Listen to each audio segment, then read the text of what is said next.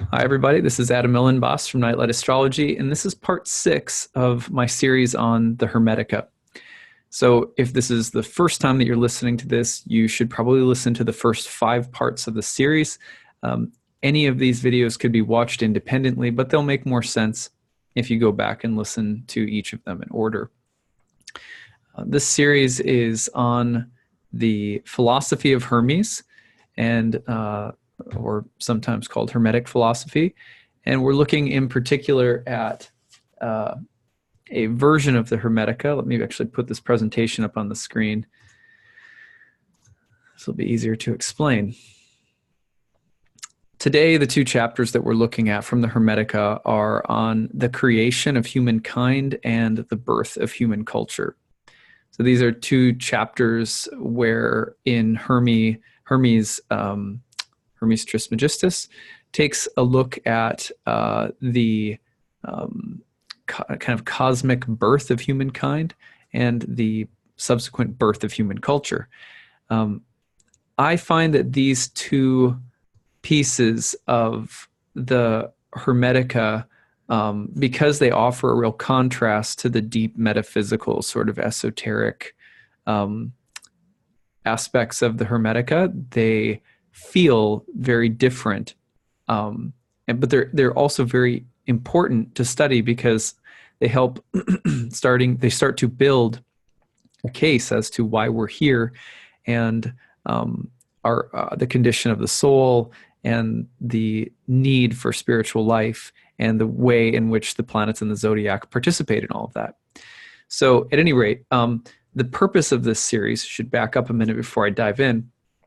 The purpose of this series is to give students of astrology an introduction to Hermetic philosophy and its relation, especially to the spiritual purpose of astrology. Like, why are we actually doing astrology? The Hermetica is, of course, a very important text because the legendary founder of astrology was said to be Hermes Trismegistus. So Hermetic philosophy and understanding its role in the ancient world can do nothing but help us to get closer to an understanding of the spiritual roots of our astrological tradition. In this series, I'm using a book from Timothy Freck and Peter Gandy. It's from Tarcher Cornerstone Editions. It's called The Hermetica, The Lost Wisdom of the Pharaohs. And it's a nice, like, little slim volume, and it's very accessible. They take dense philosophical dialogues and put them into prose form, almost like poetry. It's a really nice way of presenting the material, and it's very accessible for beginners.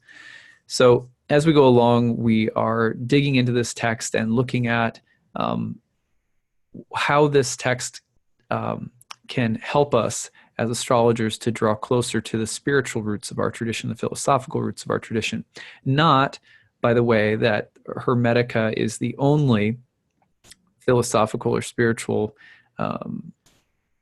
source or text for ancient astrology either, but it's one that we should pay attention to, again, because, of course, Hermes is attributed with, by most of the surviving Hellenistic source texts, they attribute the creation of astrology to Hermes. So at any rate, let's go ahead and dive in. Now, what I do in every one of these talks is to read through the chapter out loud and then discuss some of the major points. And I do that for each of 2 chapters, and they're pretty brief. So here's the first one. This is called The Creation of Humankind. When the Creator, who for want of a better name we call Atum, had made the second God, which is the cosmos, he was pleased. His creation was beautiful and wholly filled with goodness, and he loved it like his child. In his kindness, Atum wished for there to be a creature capable of appreciating the beauty of his creation. So, by an act of will, he created humankind to be an imitator of his divine wisdom and nurturing love. Atum asked each heavenly god in turn, "What can you provide for humanity, which I am about to create?" The sun said it would shine all day, providing laughter as a source of joy for both mortal minds and the boundless universe itself. The moon promised sleep and silence and to shine by night. Saturn offered justice and necessity. Jupiter gave peace and Mars struggle. Venus proffered love and pleasure. Mercury, who is also called Hermes, said, I will make humankind intelligent. I will convey to them wisdom and knowledge of the truth. I will never cease to benefit all humanity. Autumn was glad when he heard these words and gave the command that man should come into being. Mind, the All-Father, who is life and light, gave birth to humanity, which bore his own image, and he took delight in his offspring. Joined to the gods by a sense of kinship, humanity worshipped them with piety and holy thoughts, while for their part the gods watched over humankind with concern and loving mercy. At first man was solely eternal and spiritual, but Autumn saw that his new creation could not tend the earth unless he sheltered him in a material envelope, giving man a mortal body as well as an immortal soul. So Autumn bade nature be, and from his voice came a woman's form, so lovely that the gods were smitten with her beauty. Autumn made nature mistress of the world.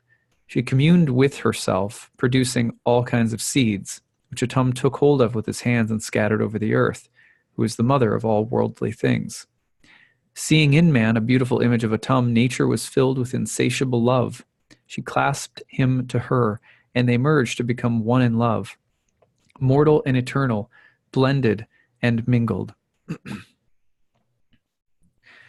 so that man may perform the demands of both sources of his nature. Firstly, to serve God, venerating and praising the things of heaven.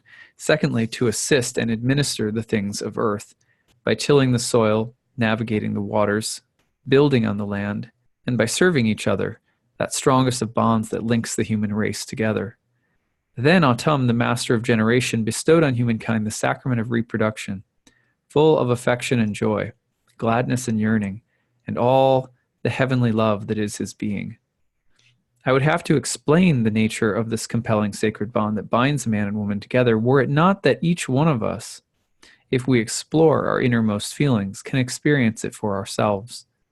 Contemplate that supreme moment when each sex infuses itself with the other, one giving forth and the other eagerly embracing.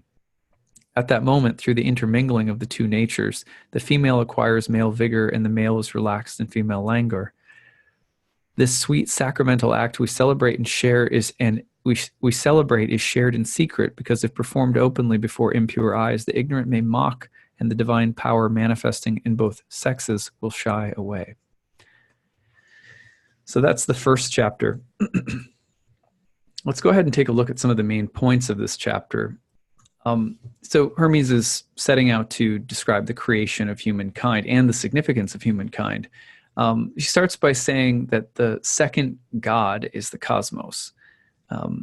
Remember when we talked the past couple of times in the past few lessons, we spoke about the fact that the cosmos comes from the cosmic mind, and the cosmic mind is a kind of emanation from an aspect of, but a fundamentally distinct being in some ways from God, same and different at the same time.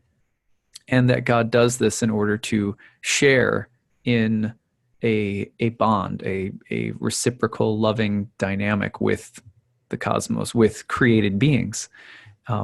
So the material creation is sort of housed within this God, that this secondary God that God creates for the sake of union and bondedness. And then we see that he finds that this creation is beautiful and good, and he's in love with it. And now, in some ways, God is the only true he in the metaphor of he and she, whereas the whole cosmic emanation is sort of considered feminine. But then we have a different level at which within creation we talk about masculine and feminine as well.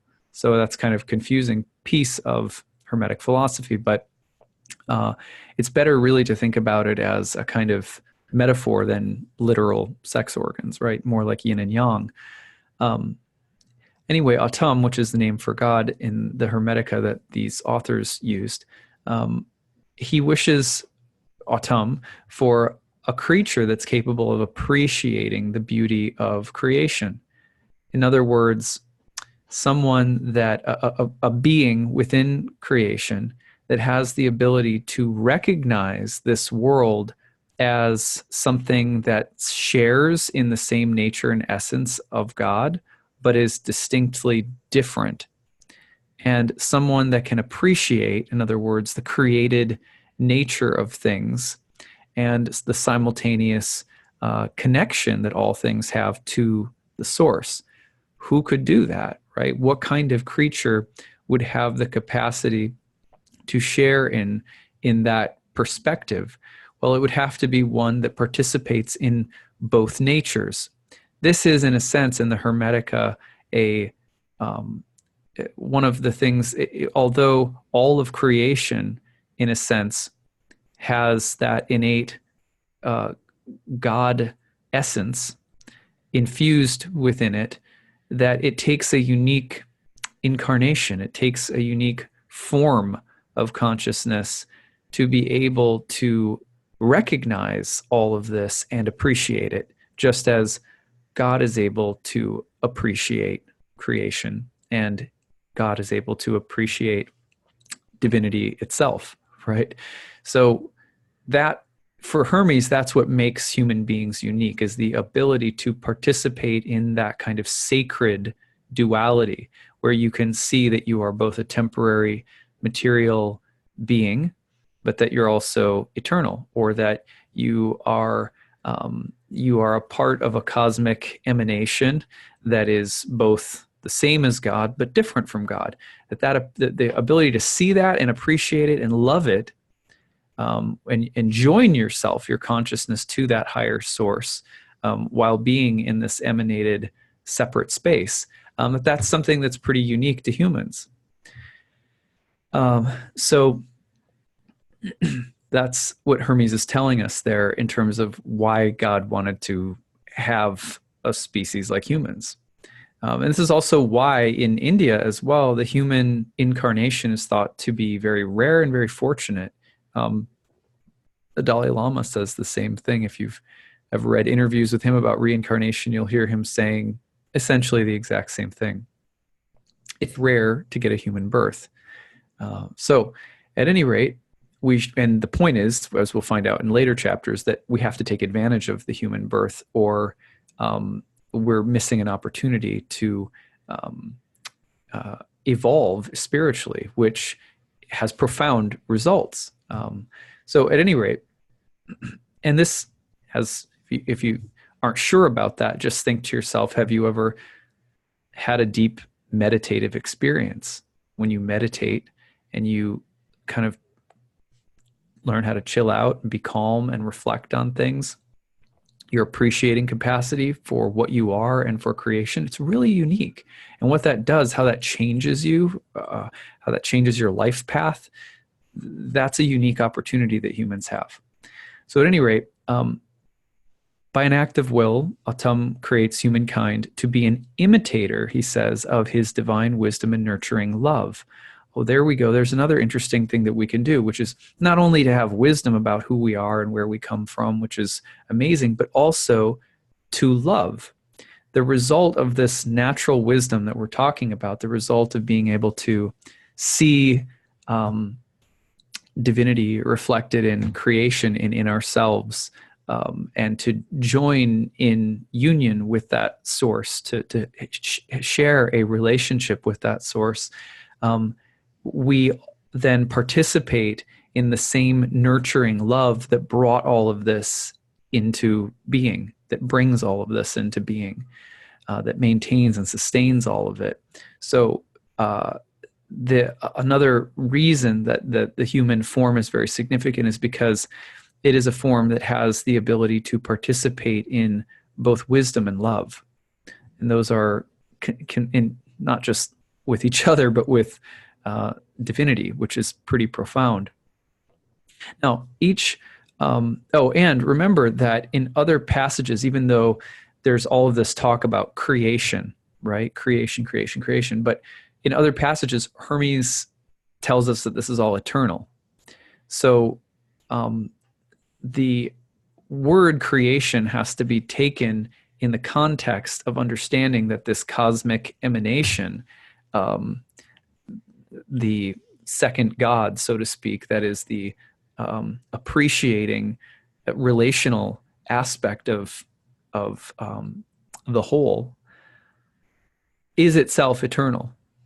And yet there is this way in which it can only be talked about in terms of a separate, loving, relational aspect of God, in terms of beginnings and endings. That's really complicated philosophy, so I won't try to get too deep into that, but just set it aside that when we're talking about creation, it can almost sound a little Christian in terms of like everything being created at some point. And there may have been Christian influence upon early Hermetic philosophy as well, but it's also just important to note that at different points in the Hermetica, Hermes is quite clear that this is all eternal. So at any rate, each planet / god, remember the planets were called the stars of the gods, each planet is asked to provide something for humanity. So the sun brings light and daytime and provides laughter and joy for both mortal minds and the universe itself. This is interesting because it's then connected to the mind, and it's connected to joy, and it's connected to daytime. Those are interesting series of astrological associations, for example, that we see reflected in different Hellenistic source texts. Like Valens says that the sun is the noetic light, it means it's not just related to daytime, but it's also related to the light of the mind. And the joyousness associated with the sun is also something that you'll find throughout the history of astrology. The sense of clarity and happiness and life, and the infusion of like vitality that comes from the sun that gives life and therefore can bring happiness. The moon is related to sleep and silence and night. Saturn brings justice and necessity. That's really interesting that Saturn is related to necessity, which is the in a sense, the causal laws of the universe. If you roll a ball really fast, toward an object, it's going to strike that object. That's necessity in a sense. The way that one thing must follow in another because of laws. Here, though, it's not just physical laws. There's also a sense of moral or spiritual order that comes with necessity, which is called justice, and that's also related to Saturn. Remember that Saturn is exalted in the sign of Libra, which is the sign of the scales, justice. Jupiter is related to peace, Mars, struggle, or sometimes you'll hear the word strife. Venus offers pleasure and love, and Hermes brings intelligence and knowledge of the truth, and Hermes says that he'll never stop benefiting humanity. And that's interesting because, again, what it reinforces is that the human form is unique because you will always have people like Hermes pointing their attention and awareness toward the higher nature of the universe and of the soul and things like that. And Hermes is saying, as long as humanity is around, one of the eternal gifts that I give humanity is the ability to evolve your mind and understanding of yourself in the cosmos. And remember what comes along with the wisdom? The love. Then, here we go. Then, so we have this idea of God also in this chapter delighting in human beings in a unique way because we have a unique appreciating and reflective capacity. And then we have the next piece. Hermes says that humans are joined to the gods by a sense of kinship, which is to say that humans occupy a position that's very unique and almost godlike. And the gods, of course, in creation, we've talked about this already, are like the cosmic administrators. The gods are the ones who sort of administrate the comings and goings of the material universe, the changes that happen, the fluctuations, karma. And so they're like the administrators, and they have a very high position and perspective. But humans are said to be sort of godlike. They have a kinship with the gods. In many instances, you'll see the gods jealous of humans. But other times, of course, the humans are completely reliant or dependent upon the gods. So in this sense, Hermes says that there's this unique kinship between gods and humans, and that the humans worship the gods, who in turn watch over humankind. So in almost all indigenous traditions around the world, and of course Egypt and Greece is no exception, you'll see the emphasis on pleasing the gods, and then the gods in turn, through sacrifice, ritual, offering, prayer, piety, basically a pious lifestyle with showing reverence toward the gods and appreciation and offerings. The gods reciprocate by taking care of things, by ordering things in a certain way. And so there's gods, connected to the natural elements, the rain and the flooding and the spring, and so there's this reciprocal exchange. I can't help but think, even though I know some people will think it's sort of absurd for me to say this, but I can't help but think that some of our problems environmentally, even though we want to do everything green and lots of technology and not using certain kinds of fuels and all of that is very important, but I also wonder sometimes if our connection to the environment if part of the problem with our connection to the environment has to do with no longer really having a relationship with the gods. We've sort of demystified the material universe. And there's something about that kind of mindful awareness of higher forces in nature that I think might do us good, could be actually part of a green revolution. Anyway, so at first, Hermes says that mankind was solely eternal and spiritual, but then Atum needs to give human beings a material form and an eternal soul combined in one, so that they can tend the earth and basically have something to do here within creation. Then he says that nature comes into being as a woman, and the gods are smitten with her. She's so beautiful. She's mistress of the world. She communes within herself, which is interesting because here we see in some ways the ability of woman to self-recreate, which is really a symbol for nature itself, that it's self-recreating. And from this self-recreation, this self-commingling, comes forth all of these seeds, which are then spread over the earth, which is said to be the mother of all things. And then seeing in man a beautiful image of Atum, nature, who is sort of compared with the feminine or the yin, is filled with love and clasps him to her, and they merge together. And you have to, this is a tricky passage because we're not saying that there was a woman and there was a man. In a sense, we're saying that there was a sort of androgynous being that was a human, and that nature sort of taking on the yin or the feminine aspect, which is very beautiful and sort of populates the earth, draws itself to this kind of eternal spiritual essence. And then from the union of that essence comes forth human beings, both male and female, in that sense, right? So it's a very complicated, in some ways, philosophy about male, female, yin, yang. It's not straightforward. So let's repeat that. So you have this image of the earth and nature as sort of feminine. But what is meant by feminine? Well, the yin, right?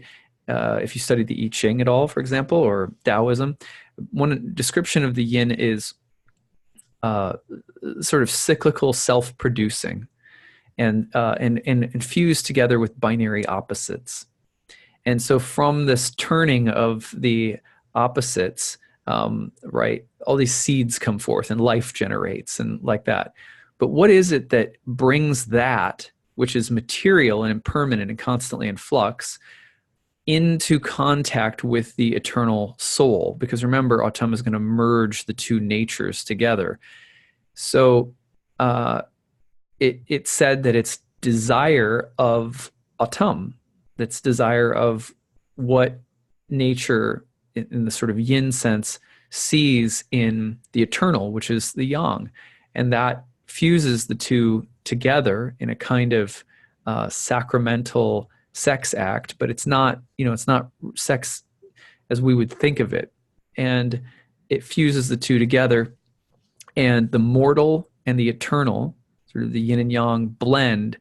And thus human beings who are now male and female also have two natures. First, because human beings are eternal, they have eternal souls. The first is to always remember and serve and love God, which they are a part of as eternal beings. And they have awareness of that. Human beings do, we do. So they're to venerate and praise things of a higher nature, including that, because that is who we are. That's the part of our us that never dies. And then secondly, we assist in the things of the earth. Secondly, we tend to material things. That's the second task. And they are hierarchical. The first is more important. Similarly, when Jesus is asked, what are the two most important what is the most important commandments? He, citing, I believe it was citing the Torah, he goes back and he says, to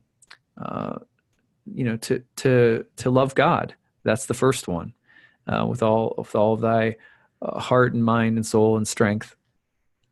And then the second is like it, which is to love thy neighbor as thyself. And that second command is very similar to what Hermes is saying, which is first, tend to that part of yourself, tend to that part of creation that is eternal. You have to develop and cultivate union or connection with that. That has to be your pulse, because that's actually who you are. That's what you're a part of. But secondly, you have to tend to the things of the world. And this is Autumn gives. It says that the purpose for human life within the material sphere is that humans will be a part of bringing a certain kind of order and a certain kind of intentionality to Earth. So he says, second function is also to serve each other and form strong bonds. So it's very similar, again, to the teachings of Jesus. And you find very similar teachings in yoga philosophy as well. Then Autumn gives the sacrament of reproduction and infuses it with all the heavenly love that is his being.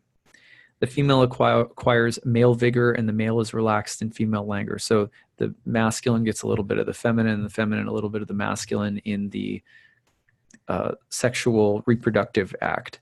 Now, this it is mostly talked about from a kind of procreative standpoint, which I imagine is more of a concern in the ancient world to us than it is today.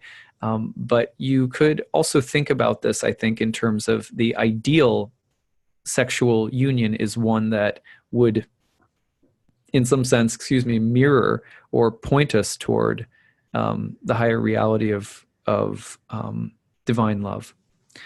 So, which is, of course, what many tantric traditions teach. Now, in the next chapter, I'm going to read that chapter now. We talk about the birth of human culture. So this one's really short.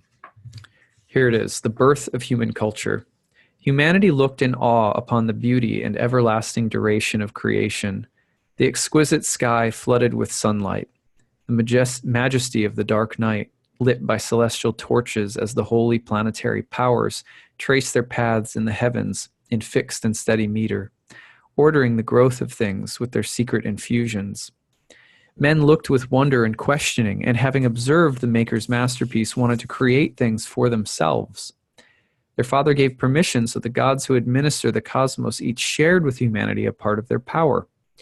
Since the world is Atum's handiwork, those who maintain and enhance its beauty are cooperating with the will of Atum by contributing their bodily strength in daily care and labor to make things assume the shape which his purpose has designed.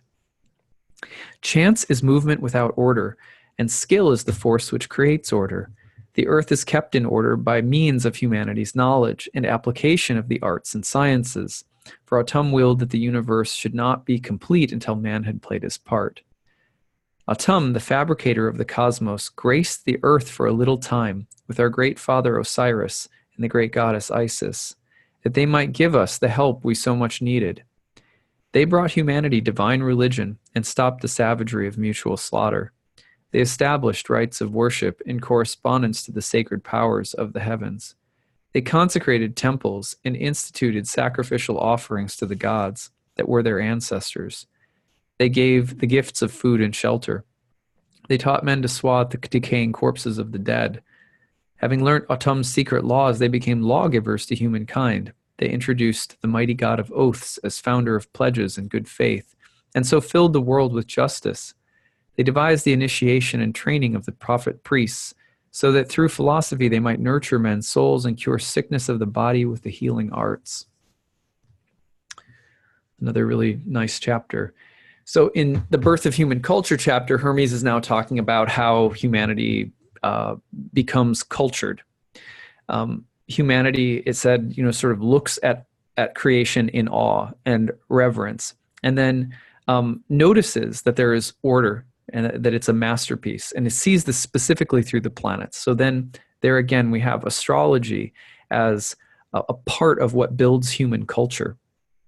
Very, very important, because we see in most ancient cultures and even indigenous traditions all around the world that as soon as you have organizing principle of culture, you usually see astrology or attention to the order demonstrated in the heavens, astronomy. So you have kind of astral theology, astral shamanism, this level of thinking emerges as civilization and culture emerges all around the world. In fact, if you ever want to read a really great book about this, there's a great book by astrological historian Nicholas Campion called Astrology and Cosmology in the World's Religions. And it's just a beautiful look at what we're talking about. But this is what Hermes says. Hermes says that human beings see order in nature, in the heavens especially. And this leads to a questioning, and it also leads to the realization that if God can create order, then we can create order. And so this is also a unique reason that human beings are created. It's to not only observe nature and see that it's beautiful and see that God made it, and then reflect love back in our hearts and realize our eternal souls and share in this loving communion, like that's a part of it. But also Hermes says that by seeing this order, we also desire to be creators as God is creative. We desire to bring order to things, to have the skill of a creator ourselves. That's also a unique position that human beings hold, is the ability to create our reality. And so we're granted this power by Atum, Hermes tells us, and this is part of the purpose for our being here. Part of the role that we're playing in creation is to give shape and to build things and to make things. And also because there is a mortal part in us, and we are part nature, so to speak, and nature can be really wild and without order sometimes, and very tooth and nail and consumptive. This is also a part of how we cultivate, not just personally, but collectively as a group of people, as a collective of human beings, how we create a working civilization through which we may aspire to be connected with divinity. But we have to create some kind of order. And we see that this is part of what human beings are also here to do, part of what we're here to learn about. The Earth is then kept in order by means of humanity's knowledge and application of the arts and sciences. For Autumn willed that the universe should not be complete until man had played his part. There's a special role in which we're also trying to mimic or understand something of what it means to be a creator. Then we have Osiris and Isis that come to Earth to give humanity help. These are like special avatars, or it's almost like this is the first place where we get the idea that God will incarnate, that God will come down itself, into forms, a masculine and a feminine, Osiris and Isis, and start teaching people how to manage being of two natures, because God is of two natures, and how to create order and harmony between two things, which is natural to God, but not as easy for us. We're learning how to do this. So we need Isis and Osiris. So they come and they bring divine religion so that people will stop fighting and living according to their baser instincts. So the battle between the eternal part of us and the mortal part of us can create real terror, as we see in the news every day. But God comes to Earth in the incarnations of Isis and Osiris. And this is, of course, common again to Christianity and to Judaism and Islam and yoga and Buddhism. There's always avatars, right? And they come and they help us to figure out how to create this balance. And they establish rites of worship so that people will understand how to bring the connection between heaven, of the higher sphere, into life down here, which orders and points us toward our eternal nature rather than getting lost in the dual nature of change and fluctuation and appetite and desire and, hunger and consumption. They consecrate temples and institute sacrificial offerings to the gods and sort of the ancestors. They give gifts of food and shelter. They taught men to take care of the decaying corpses of the dead. So they really teach people how to be creators, and through that act of creativity, to establish order of a higher nature in the world so that the entire civilization can work cooperatively toward the spiritual goal. Hermes hasn't quite laid out for us the spiritual goal. It comes in subsequent chapters, but you can see where it's going. It's basically saying you want to be in union with, closely tied to the source. And how do you do that, in civilization, in everyday life? Well, this is, you got to create a society of a certain kind that points people toward their eternal spiritual nature while in a material form. And again, this is thought to be in some ways a mirroring of the same kind of harmonious relationship that God shares with his own dual aspect, which is creation. Then you have the devising of initiation and training of prophet priests, which, remember, Pythagoras trains in Egypt. Eudoxus, who was thought by the late great Robert Schmidt to be an incarnation, or perhaps to be the legendary founder of astrology himself. Eudoxus, in other words, is Hermes on a certain level. Eudoxus studied in Egypt. Plato borrows from Egypt. So we know that this Hermetic wisdom and the connection to Egypt is really, really old. And what were they doing? They were training prophet priests, meaning astrologers, philosophers, and people of a priestly nature.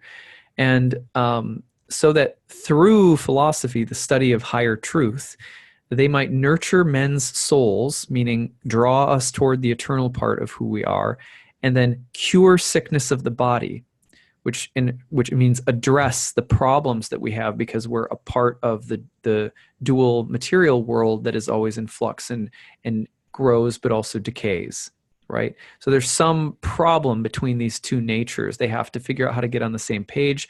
Isis and Osiris come as kind of incarnations of God and help human beings do this. And then eventually at the end, we have the need for prophet priests, the need for people who instruct and live at a very high level of example of this spiritual philosophy. and they can guide people's souls and help heal physical problems. So that's where Hermes ends this chapter, and that is his image of the astrologer, by the way. I mean, that is a unique role that the astrologer plays. Astrologers were doctors, right? There was a sense in which astrology and astrology, cosmology, study of consciousness, and things like medicine and herbalism, all very closely tied together. So at any rate, I hope you've got some picture of how Hermes thinks about the creation of humankind and the birth of human culture and its purpose on a metaphysical level. I think that having some sense of how ancient philosophers were thinking about all of this can help us to understand the richness of the cultural project that astrology was. It wasn't just some esoteric mystical science, it was really a vision that expanded itself into culture, not always perfectly. Sometimes it was a part of power and control and dominance and all sorts of lower things. But as an ideal science, you can see what an important cultural role it plays. Hermes says, as long as there's earth and there's people, I'll be here doing this. And we can see that that's true because astrology has a weird way of surviving. It just won't go away. And I think that's because culturally we crave connection to a higher order. We don't fully trust that the material world itself can tell us everything, even material empirical science. We seek order of a higher nature because part of us is eternal. And so as long as that is, as long as that's who we are, astrology really isn't going to go anywhere, because that yearning on the part of the soul to be informed about higher things won't go away. And neither will our desire to try and create culture around that same yearning. So thank you guys for listening. I hope you enjoyed this. The next two chapters we'll be looking at will be, here we go. Man is a Marvel is the first one, and then the Zodiac and Destiny is the second one that we'll be looking at next time. Okay, take care, everyone. I look forward to our next session.